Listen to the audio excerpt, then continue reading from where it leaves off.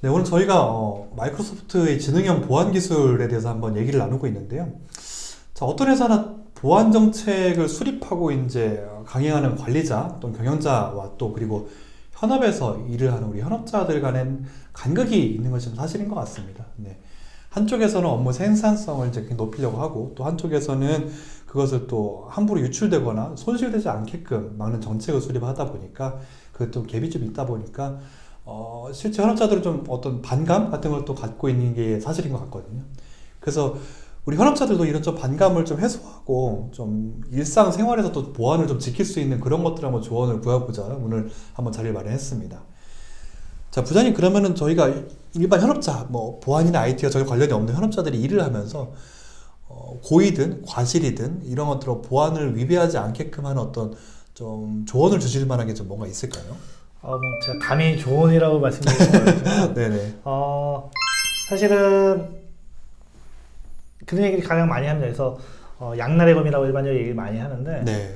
편의성을 강조하다 보면 보안이 좀 그렇죠. 그럴 수 있을 거고요. 네. 그다음에 보안을 강조하다 보면 좀 불편한 부분이 있습니다. 또 업무가 잘 안 되기도 하죠. 네. 그래서 그때 그런 부분들이 예전에 온프레미스 환경이었다면 조금 더 그 부분을 사실 맞추기가 좀 어려웠습니다. 근데 이제 클라우드화해서 만약에 시스템이 전환되거나 그런 부분으로 이제 지향하게 된다면 아무래도 그런 것들을 양발적으로 좀 맞추는 거는 조금 더 수월하게 될 것 같고요. 네. 그다음에 그런 이제 내가 이 업무함에 있어서 유출 관련된 부분이나 이런 부분에 대해서는 나의 실수를 통해서 회사의 어떤 또는 그 외 이상으로 또는 혹시 뭐 관련된 뭐 국가 관련된 것도 있을 수 있죠. 그래서 네.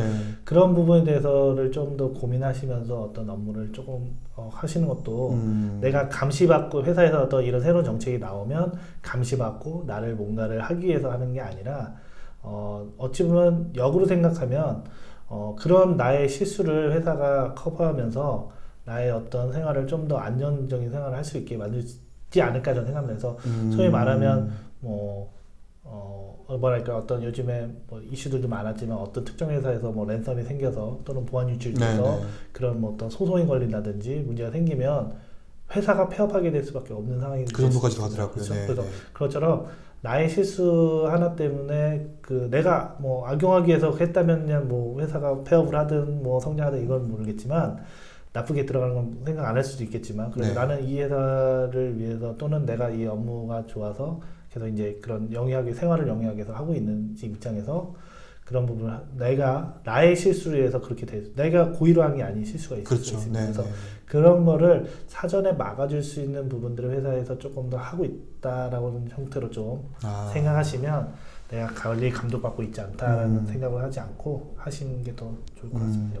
어떤 보안 정책을 바라볼 때 나를 통제하고 내가 일을 잘 못하게 막는 존재가 아니라 그것이 아니라 이제 조금 더 실제로 나의 미래에 있을 수 있는 과실을 갖다 도와주는 그렇죠. 막아주는 이제 그런 정책으로 보면 좋을 것 같고 뭐 그런 것들도 하나의 마인드로 기본적인 걸로 갖고 있으면 좋을 것 같은데 실제로 업무하면서 또 그런 요새 뭐 회사가 아니라 개인적으로도 그런 얘기하는데 비밀번호에 대한 얘기도 참 많이 들었었거든요. 예, 그렇습니다. 비밀번호를 어렵게 하는 게 정말 도움이 되는 건가요?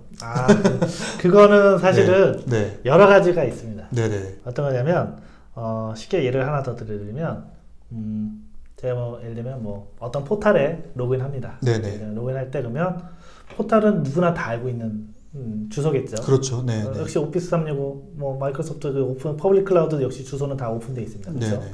근데 거기 들어갈 때 아이디 패스워드를 치게 됩니다. 네네. 그러면 첫 번째 우리가 만약 해킹을 해야 된다. 어떤 사람의 정보를 보고 싶어서 그 사람의 어떤 개인적인 뭐 그런 포털에 들어가는 정보를 메일을 몰래 훔쳐보고 싶어서 한다 그러면 첫 번째 할 수 있는 방법은 알아내야 되는 정보는 우선 그 주소 URL을 알아야겠죠. 네네네. 그다음에 아이디 알고 그다음에 패스워드 알고 나면 뭐 소위 말하면 끝입니다. 네네. 쉽게 표현하면. 근데 우선 첫 번째는 아주 쉽습니다. 그냥 웹페이지만 보거나 아니면 화면만 봐도 그 회사 유명한 포털이라면 URL은 이미 오픈되어 그렇죠. 있습니다. 네. 그러면 아이디 뭐 소위 말하면 앞에 뭐 일반적인 의미 있는 이름을 많이 두거나 하기 때문에 네네. 아이디 외우는 거 그렇게 어렵지 않을 것 같습니다. 그렇죠? 그럼 이제 비밀번호가 있는데요. 네네. 첫 번째는 아주 쉬울 것 같고요. 두 번째는 조금 외워야 될 것 같고, 네. 세 번째는 이제 되게 복잡한 암호일 수도 있습니다. 네네. 근데 이게 통계적으로 봤을 때는 그 보안 사고가 나은 것 중에 개인 신상인 소위 말하면 이제 털린다고 하는데 네. 그것처럼 그 중에 가장 이슈는 아이디 패스워드 유출이라고 얘기하는데 그러니까 패스워드가 유출되는 거 경위는 여러 가지가 있다 합니다. 근데 뭐 내가 몰래 어떤 서랍에 넣는 경우도 있고요. 뭐 아니면 뭐 정말 대놓고 뭐 모니터 앞에다 붙여놓는 경우도 있고요. 네네네. 수첩에 써놓는 사람도 있고, 네네. 아니면 또 별도 엑셀 파일을 관리하시는 분도 있고 여러 가지 있는데 네. 그 중에 어쨌든 제일 큰 걸로 그걸로 해서 유출되는 것 중에 제일 큰 건 뭐냐면 옆에서 보는 거 나옵니다. 옆 사람이. 아 정말요? 그게 제일 큰 퍼센트 유지하기 때문에 쉽게 표현하면 아까처럼 URL 알고요. 네. 아이디도 알았다면 네. 패스워드 아는 거, 그 사람의 치는 거를 몇 번씩만 계속 익숙하게 본다면 네네네. 그리고 패스워드도 쉽게 되는 거 쉽게 되면 당연히 바로 100% 뚫는 거겠죠. 근데 조금 어렵게 놓는다 그래도 의미 있는 것이 부여합니다. 그렇죠? 네네네. 그래서 이렇게 보면 어떻게 우리가 일반적으로 패스워드 이런 거 하잖아요. 그래서 뭐 영어 단어를 넣긴 한 게 아니라 뭐 한글로 한타로 쳤을 때 맞아요. 많이 맞아요. 하시잖아요. 네네네. 것처럼 봤을 때 대충 이런 내용이 쳤구나라고 하면 충분히 할 수 있다는 겁니다. 그래서 어떤 것들이 많이 되냐면 요즘에는 이제 투팩터라고 일반적으로 얘기하는 것처럼 네네네. 투팩터가 무조건 아니라고 말씀드리기는 어렵습니다. 근데 네. 다만 그렇게 오픈되어 있고 돼 있는 상황이라면 기본적으로 내가 한 번 더 인증, 아까 아이디 패스워드 유출됐더라도 그 사람이 어느 PC에서 로그인 하더라도 그 패스워드 입력하고 나면 한 번 더 나에게 뭐 전화가 온다든지 네. 우리가 금융거래 하듯이 똑같이 그쵸. 어떤 전화가 온다든지 OTP 카드를 한 번 더 입력한다든지 이런 것처럼 하나 더 보안을 감싼다면 더 안전한 환경으로 갈 수도 있다는 겁니다. 2단계 인증. 2단계 인증을 가진다든지 네. 뭐 그 위에도 더 쓰일 수도 있는데요. 그것도 있을 거고요.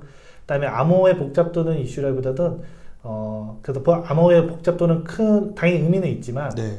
우선 그런 관련된 공격들이 있습니다. 그래서 패스워드를 무작위로 해서 하는 방법이 있어서 가장 많이 쓰는 패스워드를 가지고 하기 때문에 그런 건 당연히 간단한 비밀번호 쓰는 건 다시 무조건 안 하시는 게 맞을 것 같고요.